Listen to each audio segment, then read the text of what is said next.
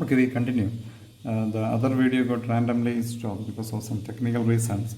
So, I was telling that similarly with this equation 2, we can write the expression for psi antisymmetry as 1 by root 2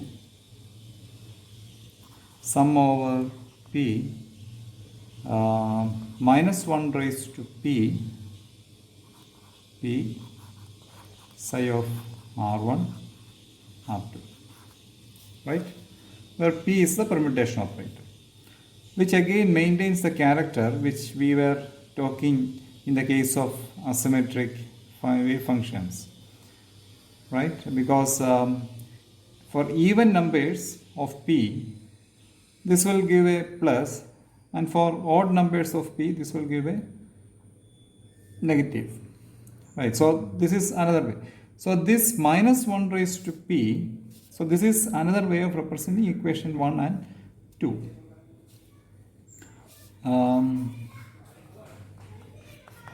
So in the equation 3, I can always tell the minus 1 raised to p, I call it as delta p, which is minus 1 for odd p and plus 1 for even p. Okay. Minus 1 for odd p and plus 1 for even p. So therefore, when we combine all these ideas, equation number 1, 2, 3, the Roman letters, 1, 2, 3 together, for an n particle system, I can write it as the one which we have already written in equation number, I think it was 10, which we were using there. Let me cross check that. I have not put any number. Okay, so this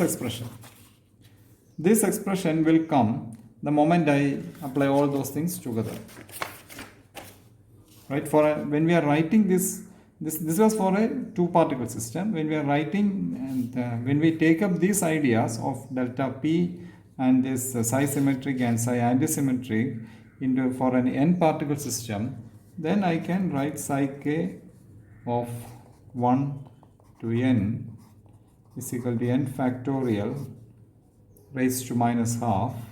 As I told you, here 1 by root 2 was just a constant, a normalization constant. So here instead I have n factor. For two particle system, I have n is equal to 2, and therefore 1 by root 2 over here. Here we are talking about n particles.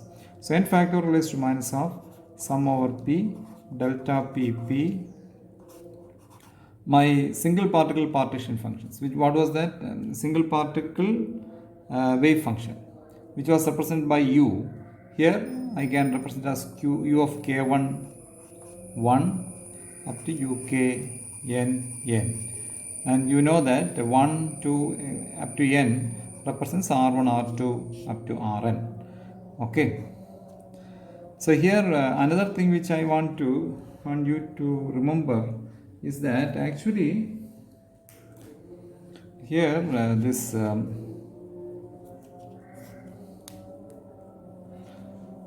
k1 k2 up to kn I have written here, right? So basically this is actually representing another way of representing this a b kind of representation which we are talking in that other video. I can always call this as k1 k2 k3, actually the level 1 level 2 level 3.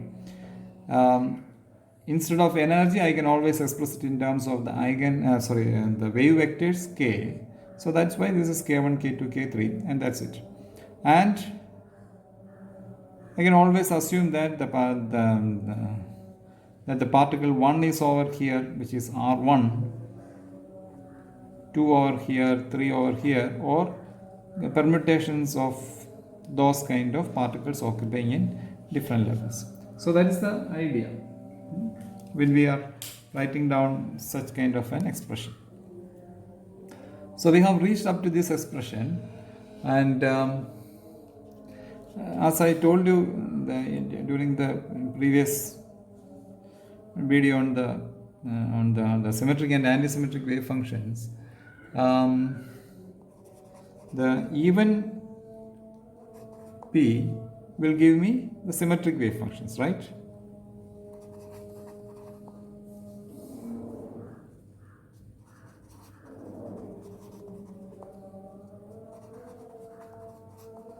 So symmetric wave functions, what is the kind of fundamental particle it represent? They are known by the name bosons, and port P will give me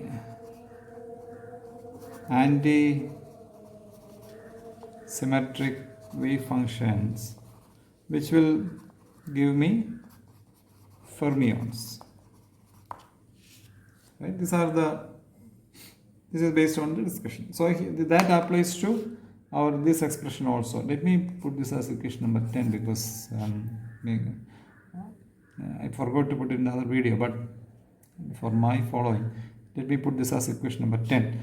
So this equation number 10 is actually now representing what?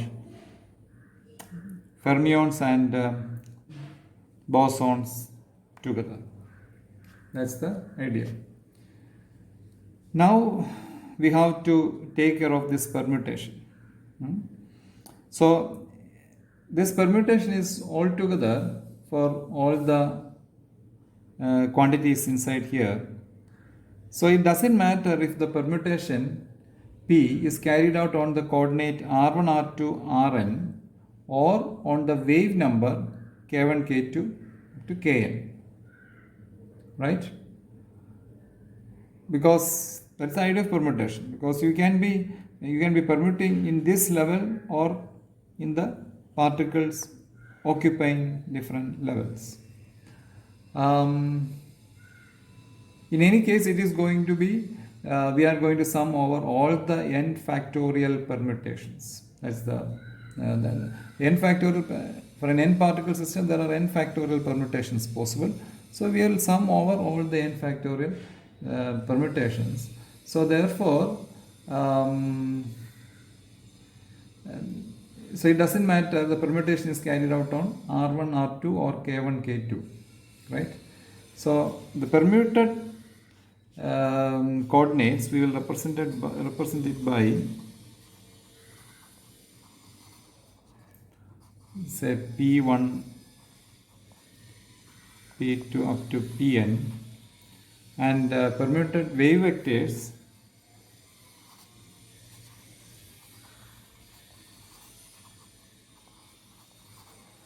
we will represent as Pk1, Pk2 up to Pkn. So that is how we will represent it. So I can represent the equation 10 in two forms, right? Psi k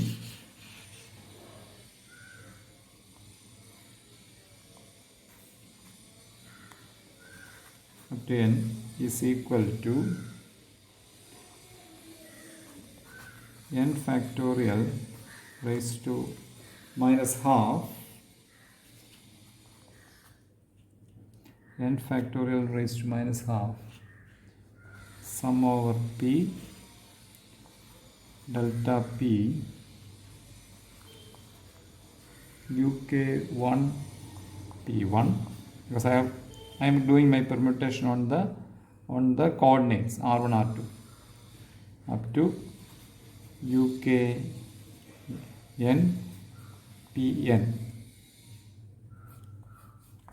So that is one way I can carry out this permutation, or otherwise equivalently I can write the same expression as n factorial raised to minus half sum over p delta p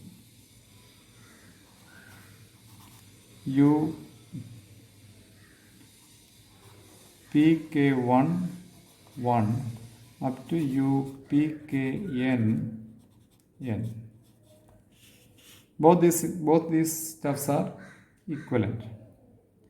Now what I will do is that I will substitute this into one of the expressions which we have seen earlier, which was what? Here, let me remind you that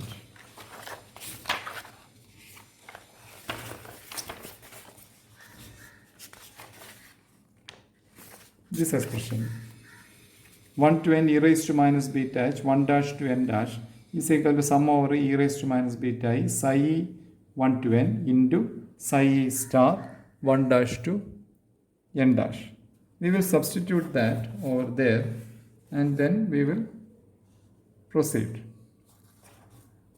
So we will proceed in the next video.